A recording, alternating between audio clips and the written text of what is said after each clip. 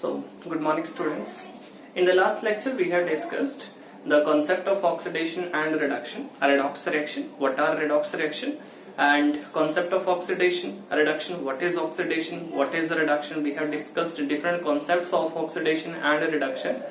Thereafter we have discussed metallic conduction and electrolytic conduction, and we have studied in case of metallic conduction, metals conduct electricity due to the movement of free electrons. Metal के case में क्या present होता है? Free electron present होता है, उसकी वजह से मेटल्स को कंडक्ट करते हैं electricity. While in case of electrolyte, electrolytic conduction, electrolytes conduct electricity due to the presence of ions. In the solution, electrolyte will undergo ionization and these ions will conduct electricity. And we have studied the types of electrolytes, strong electrolytes and weak electrolytes. Strong electrolytes ऐसे electrolytes है जिनके case में complete ionization हो जाती है, जिनके case में complete dissociation हो जाती है, जबकि weak electrolytes ऐसे electrolytes है जिनके केस में complete dissociation नहीं होती है, जिनके केस में complete ionization नहीं होती है. ठीक है. अब इसके बाद जो है कुछ कंडक्शन से रिलेटेड कुछ बेसिक टर्म्स हैं, वो आज हम डिस्कस करेंगे. तो सबसे पहले आता है हमारे पास Ohm's law. Ohm's law and how we can state this Ohm's law. So according to Ohm's law और according to this law, the current flowing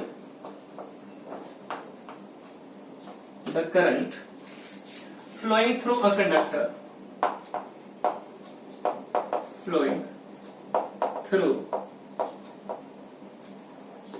a conductor is directly proportional to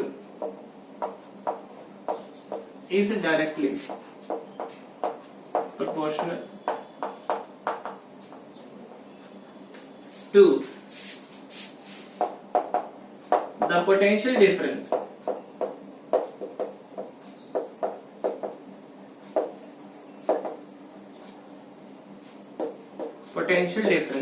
across it. ठीक है. किसी भी conductor के through जो current flow कर रहा है, that will be directly proportional to the potential difference across it. So mathematically अगर देखें, करंट को डिनोट किया हमने किससे? I से. I is directly proportional to potential difference, that is what? V. So from here I is equal to V over R, where R is what? Resistance offered by the conductor to the flow of a current through it. And from here we will get V is equal to I R. V is equal to I R. अब यहां से एक और नई term हमारे पास जब originate हुए, that is R. तो नेक्स्ट जो टर्म है that is resistance.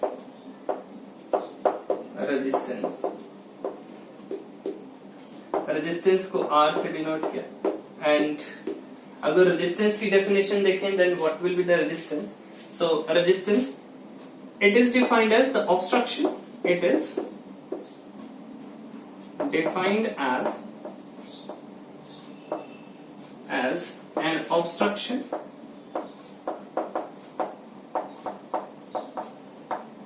offered by resistance. It is defined as the obstruction offered by the conductor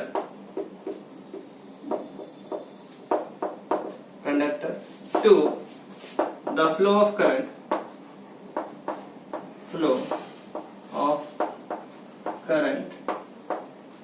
through it.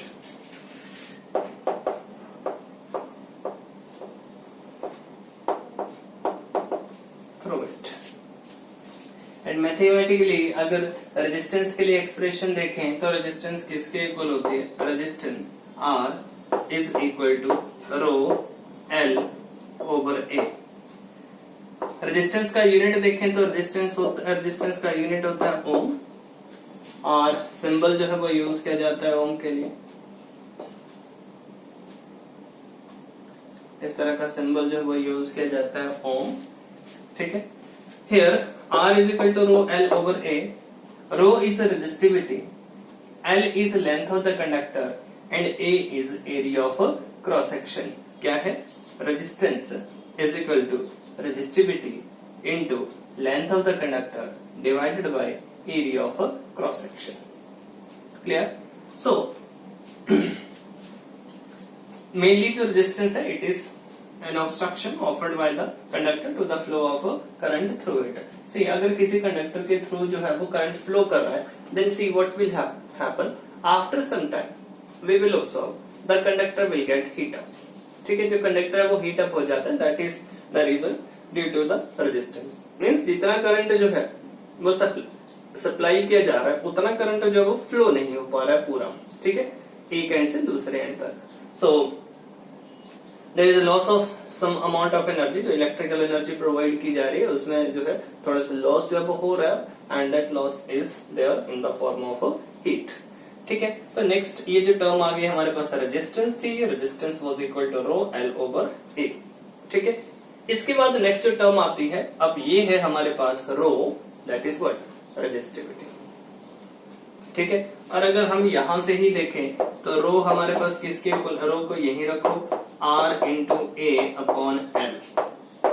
ठीक है, तो अगर रेजिस्टिविटी को डिफाइन करना हो, अगर आपके पास यूनिट एरिया क्रॉस सेक्शन है, यूनिट लेंथ है, तो resistance of conductor is equal to what? Resistivity. और resistivity of a conductor is equal to what? Resistance of a conductor of a unit length and unit area of a cross section. So next आ जाती है हमारे पास resistivity. कैसे define करोगे? It is defined as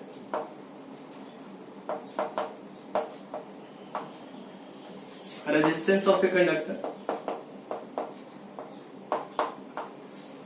resistance of a conductor of unit length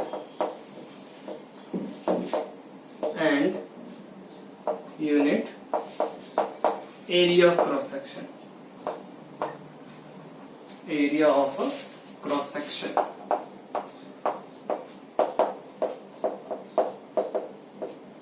ठीक है, so resistivity is equal to R A upon L, unit area of cross section. ठीक है, यूनिट लेंथ. तो यूनिट अगर इसकी बात करें तो क्या बन जाएगा? ओम सेंटीमीटर. ठीक है, नेक्स्ट जो हमारे पास टर्म आ जाती है दैट इज कंडक्टेंस. कंडक्टेंस के लिए जो सिंबल यूज किया जाता है that is capital G. Conductance के लिए जो सिंबल यूज किया दैट इज कैपिटल जी. और अगर इसकी बात करें so it is reciprocal of resistance,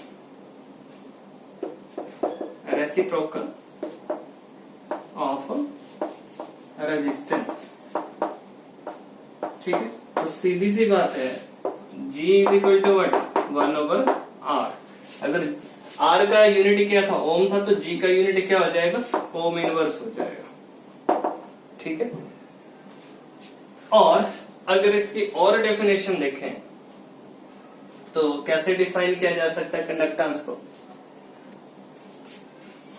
so conductance की और क्या डेफिनेशन हो सकती है? The ease with which the ease with which current can flow through a conductor, with which current can flow through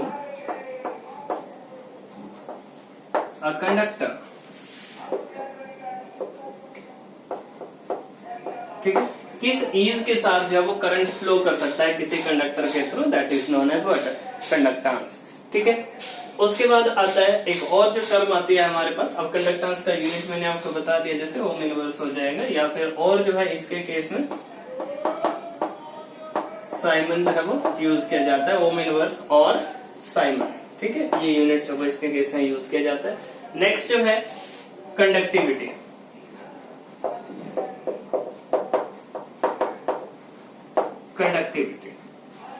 conductivity के लिए जो सिंबल है ग्रीक लेटर यूज किया जाता है कापा। एंड अगर इसको डिफाइन करना हो तो कैसे डिफाइन किया जा सकता है? It is reciprocal of resistivity.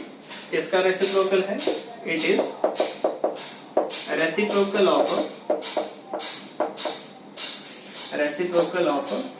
Resistivity. It is reciprocal of resistivity. And अगर और इसकी डेफिनेशन देखनी हो तो क्या बन जाएगी इसके केस में? It is defined as the conductance of a solution of 1 centimetre length and 1 centimetre square area of cross section. So conductance of a solution of unit length.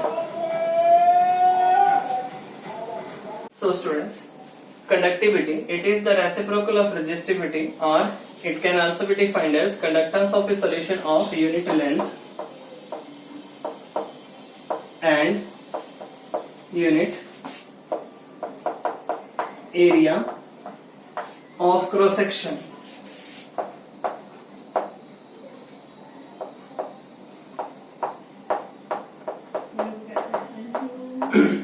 Conductivity, it is the reciprocal of resistivity or the conductance of a solution of unit length or 1 centimeter length and 1 centimeter square area of a cross section. ठीक है, तो इस तरह से हम किसको define कर सकते हैं? कंडक्टिविटी को डिफाइन कर सकते हैं। ठीक है स्टूडेंट्स, नेक्स्ट आ जाते हैं हमारे पास molar conductance.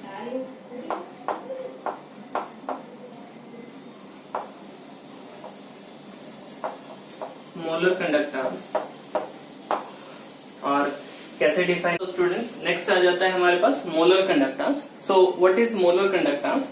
It is defined as the conductance of a solution furnished by 1 molar solution of an electrolyte. ठीक है, conducting power of all the ions. So अगर इसको हम डिफाइन करें तो और more precisely क्या हो जाएगा? conducting power of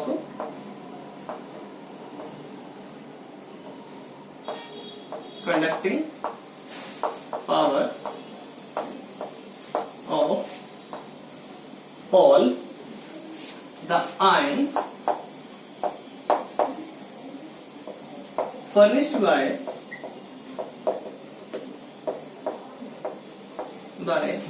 1 molar solution of an electrolyte.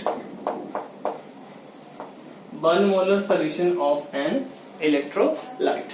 ठीक है, किसी भी इलेक्ट्रोलाइट का 1 मोलर सोल्यूशन है तो उसकी कितनी कंडक्टिंग पावर है? That is known as molar conductance. ठीक है, अब मोलर कंडक्टेंस फाइंड आउट करने के लिए जो फॉर्मूला आपके पास आ जाएगा, lambda M molar conductance is equal to, देखो किसके इक्वल आ जाएगा?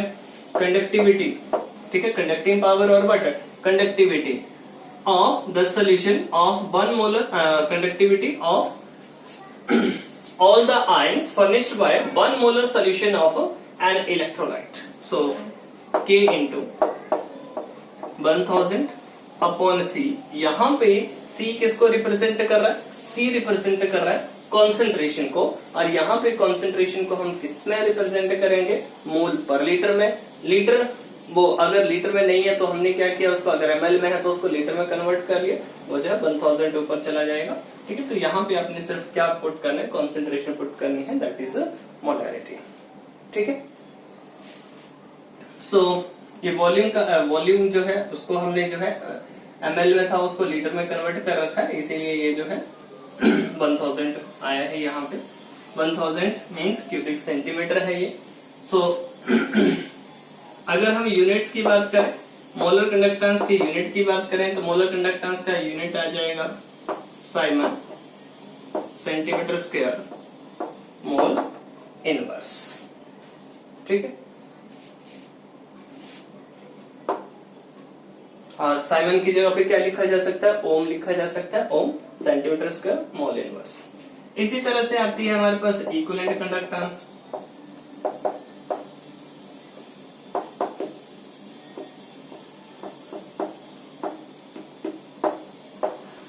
Equivalent conductance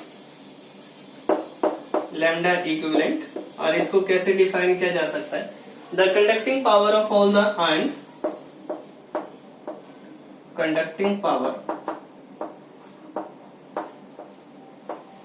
of all the ions furnished by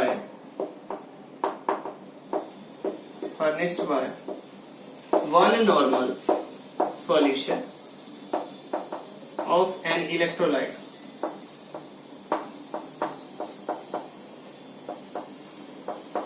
one normal solution of an electrolyte. ठीक है, इसके केस में भी वही रहेगा, लैम्डा मोलर की जगह पे क्या बन जाएगा? इक्विवेलेंट हो जाएगा, कंडक्टिविटी के एज इट इज रहेगा 1000 यहाँ पे आएगा, और सी यहाँ पे क्या आ जाएगी? नॉर्मेलिटी आ जाएगी। ठीक है, और यहाँ पे सी क्या आ जाएगी? मोलैरिटी। ठीक है, तो अब आपके पास जो भी इक्विवेलेंट कंडक्टेंस है, इक्विवेलेंट कंडक्टेंस का यूनिट जो है वो क्या आ जाएगा? Siemens centimetre square as it is रहेगा। यहाँ पे पर मोल था और यहाँ पे क्या आ जाएगा? पर gram equivalent.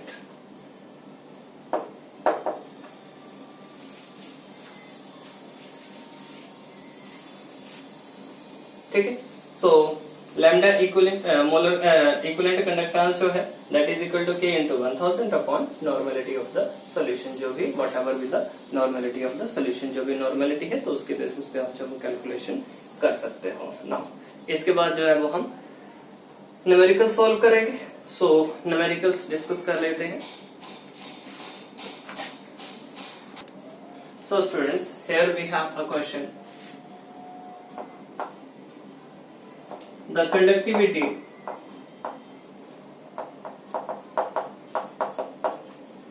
of 0.02 molar KCl solution is 2.48 into 10 raised to power minus 3 ohm centimeter. So students, the conductivity of 0.02 molar KCl solution is 2.48 into 10 raised to power minus 3 Simon per centimeter, and what you have to do, you have to find its molar conductance। क्या करना है आपको? इसके molar conductance जो वो find out करनी है। अब देखो कैसे आप फाइंड आउट करोगे। सबसे पहले तो आप फॉर्मूला यूज जो वो लिखो, और उससे पहले जो है yes formula use lambda m is equal to K conductivity into 1000 upon C। C क्या है यहाँ पे? मोलैरिटी है। ठीक है, अब आगे देखो, मोलर कंडक्टेंस तो आपको फाइंड आउट करनी है। कंडक्टिविटी आपके पास गिवन है 2.48 into 10 raised to power minus 3 Simon पर सेंटीमीटर, एंड और जो है मोलैरिटी है, molarity of the solution is 0.02 molar. ठीक है, तो यहां से अब आपको क्या फाइंड आउट करना है? मोलर कंडक्टेंस जो फाइंड आउट करनी है। Molar conductance is equal to K 2.48 into 10 raised to power minus 3 into 1000 divided by 0.02। ठीक है, अब देखो ये 10 raised to power minus 3 है और ये 1000 है, कट जाएगा तो क्या बचा आपके पास है? 2.48 divided by 0.02।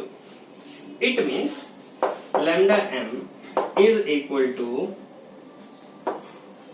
2.48 अपॉन 2 by 100 हो जाएगा, 100 ऊपर चला गया, 1 पॉइंट। ठीक है, तो lambda m is equal to what? 124 siemens centimetre square mole inverse. ठीक है, so this will be the value of molar conductance of the solution.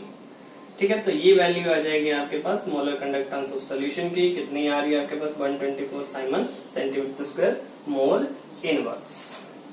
ठीक है, तो इसी तरह से डिफरेंट क्वेश्चंस जो बन सकते हैं वो इक्विवेलेंट कंडक्टेंस के ऊपर भी बन सकते हैं। In this way you will solve the questions. Students, एक न्यूमेरिकल और है हमारे पास, find the equivalent conductance of a solution of 1 molar H2SO4 solution, 1 molar H2SO4 solution if its conductivity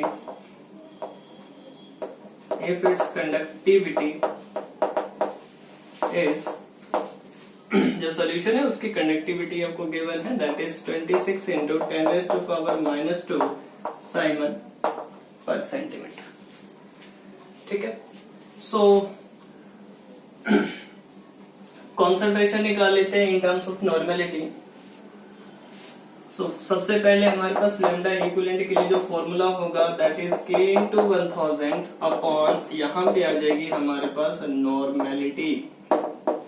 ठीक है, नॉर्मेलिटी ऑफ द सॉल्यूशन। अब K तो given है, कितनी है 26 इंटू 10⁻⁻² साइमन पर सेंटीमीटर, और दूसरी जो टर्म है हमारे पास यहाँ पे नॉर्मेलिटी ऑफ H2SO4। अब H2SO4 की नॉर्मेलिटी की अगर बात करें then what will be the normality of H2SO4। अब 1 मोलर है is equal to 2 normal. Reason 1 molar means what 98 gram H2SO4, उसके केस 49 इसका क्या है इक्विवेलेंट मास है, तो नंबर ऑफ ग्राम इक्विवेलेंट्स कितने आ गए 2 आ गए, सो ये 2 नॉर्मल आ जाएगा। ठीक है, अब इजीली निकल जाएगा, lambda equivalent is equal to K की वैल्यू पुट कर दो 26 into 10⁻⁻² into 1000 divided by what 2। ठीक है, तो ये आपके पास आ जाएगा आंसर 1 2, ये तो कट गई। ठीक है, इससे कट गई 131 रहा। लैम्डा इक्विवेलेंट जो है that will be equal to what 130, आगे साइमन सेंटीमीटर स्क्वायर, आगे पर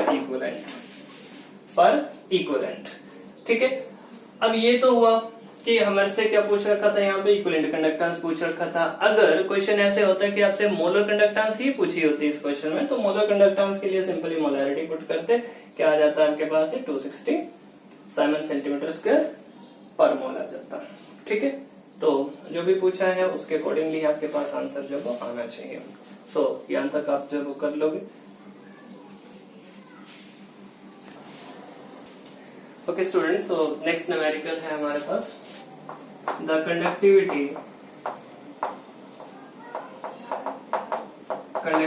of 0.05 molar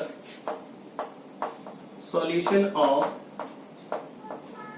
sodium hydroxide, the conductivity of 0.005 molar solution of sodium hydroxide is 1.205 into 10 raised to power minus 3 Simon centimeter inverse. Find the molar conductivity or find the molar conductance. Find the molar conductance of the solution. ठीक है, molar conductance आपको find out करनी है और आपके पास क्या दे रखी है, कंडक्टिविटी गिवन है। मोलर कंडक्टिविटी फाइंड आउट करने के लिए आपको फॉर्मूला यूज करना पड़ेगा, lambda m is equal to K into 1000 upon C। Conductivity given है 1.205 into 10 raise to power minus 3 siemens centimetre inverse. Concentration given है 0.005 मोलर। ठीक है, lambda m you have to find out, lambda m आपको जो है वो find out करना है। यहाँ पे नाउ फॉर्मूला अप्लाई करो, lambda m is equal to K 1.205 into 10 raised to power minus 3 into 1000 divided by 0.00। ये कट गया, ठीक है। लैम्डा एम कैसे लिखा जा सकता है? 1.205 को 5 से डिवाइड कर दो, 1000 आ जाएगा, 1000 ऊपर आ गया, ठीक है।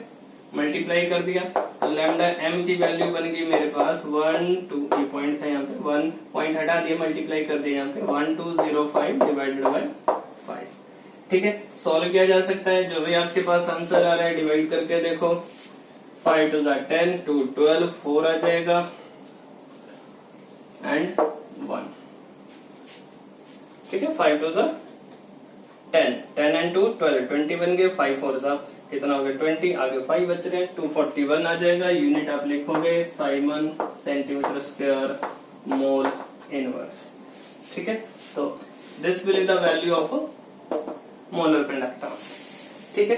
तो molar conductance of this sodium hydroxide solution will be 241, आगे Simon centimetre square mole inverse. तो इस तरह से आप डिफरेंट न्यूमेरिकल्स को जो वो सोल्व कर सकते हो, ठीक है। अगर इस न्यूमेरिकल में हम बात करें तो इसमें भी हमारे पास क्या गिवन था? कंडक्टिविटी गिवन थी, और कंडक्टिविटी और कॉन्सेंट्रेशन गिवन थी, और वहां से हमने क्या फाइंड आउट किया? मोलर कंडक्टेंस जो वो फाइंड आउट की, ठीक है। So in this way you can solve, इस तरह के क्वेश्चंस को आप सॉल्व कर सकते हो। मैक्सिमम टाइम जो क्वेश्चन बनता है find the molar conductance, find the equivalent conductance, या फिर आपके पास और जो यहाँ पे बन सकता है वो आ जाता है यूनिट्स के ऊपर भी क्वेश्चन बन जाता है। What are the units of molar conductance, what are the units of equivalent conductance, ठीक है। तो वो आपको आने चाहिए, यूनिट्स है वो पता होने चाहिए, किस तरह से यूनिट्स हम फाइंड आउट करते हैं, ठीक है। अब इसके बाद जो नेक्स्ट हमारा टॉपिक होगा, नेक्स्ट टॉपिक में हम डिस्कस करेंगे variation of molar conductance, variation of molar conductance with dilution in case of strong electrolyte and in case of weak electrolyte. किस किस के केस में डिस्कस करेंगे? स्ट्रॉन्ग इलेक्ट्रोलाइट के केस में कैसे वेरिएशन होती है मोलर कंडक्टेंस की, यही जो मोलर कंडक्टेंस हम फाइंड आउट कर रहे हैं, इसी आगे वेरिएशन जो स्टडी करेंगे कि स्ट्रॉन्ग इलेक्ट्रोलाइट के केस में कैसे वेरी करती है molar conductance with dilution, and in case of weak electrolyte how it will very, ठीक है। तो आज के लिए इतना ही, आज के लेक्चर में इतना ही, बाकी कल जो है वो नेक्स्ट लेक्चर में हम जो डिस्कस करेंगे